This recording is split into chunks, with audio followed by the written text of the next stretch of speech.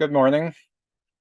I find that most people on Facebook groups don't like to talk to strangers to elevate the conversation. They're okay posting stuff on Facebook groups and that's fine, but as soon as it comes to one-to-one, they seem to be kind of okay with that. But as soon as you start saying, well, let's have a phone conversation, get to know each other, they always think there's a hidden agenda.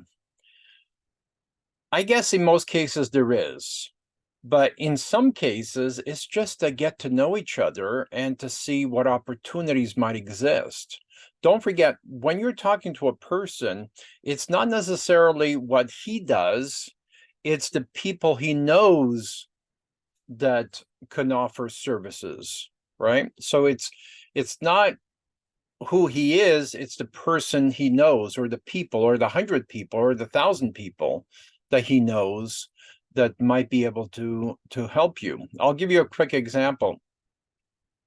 2 days ago, we received an offer for a company, a client's company, for $9 million. You know, about 3 months ago, he was thinking of retiring and just closing the company. Right? So now he's looking at a $9 million offer. How did that happen? Well, when the accountant heard this and he said, well, you can't just close the company. You need to sell the company. Yeah, but I've tried to do that and I've got no interest. And besides, I am the company. There's no one. If I leave the company, my employees have no work, they have no leadership, they don't know what to do. They're just, robots being told what to do. So fortunately, that bookkeeper suggested that person talk to me. And the first conversation was, well, if you were to sell a house, what's the first thing you would do? Right?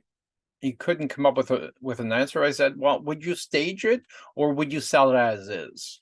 Right? And he would probably sell it as is. And I said, well, if you stage it, then you'll probably get 10 or 20% more, because people are seeing it in a whole new light and a whole new level, right? So you can get a lot more for a house when you stage it. Same thing applies to a business, right? Nobody wants to buy, well, no, that's not true. A lot of people buy jobs. When they buy a business, what they're really doing is buying a job, but not everyone. Most people want to buy a business that's on autopilot. So all we had to do was redesign it, bring in the general manager to the business, right? Increase the overhead burden because you're bringing in a general manager, bring in software, bring in marketing systems, bring in an aggressive business blueprint. We did the rebranding and so on. And 3 months later, now we've got a $9 million offer on the table. That's a pretty serious offer because this particular company or this particular person owns other companies in the space, and he believes in mergers and acquisitions, right? So we know it's a fairly serious offer. Now that we have a serious offer, there's a new conversation on the table. Now that you've got rid of the burnout, because one of the reasons why he wanted to retire is because he's not having fun. He's working hard instead of working smart. Now that he has a $9 million offer, now the thought is, what if we were to franchise your business? What if we were to grow it to 10 million, 20 million, $100 million? And now the conversation is at a different level because now they're thinking, is $9 million enough? Right?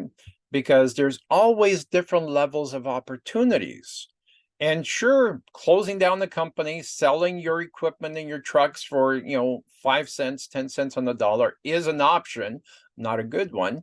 But if you were to sell a company that's staged or close to being on autopilot, could you get more, right?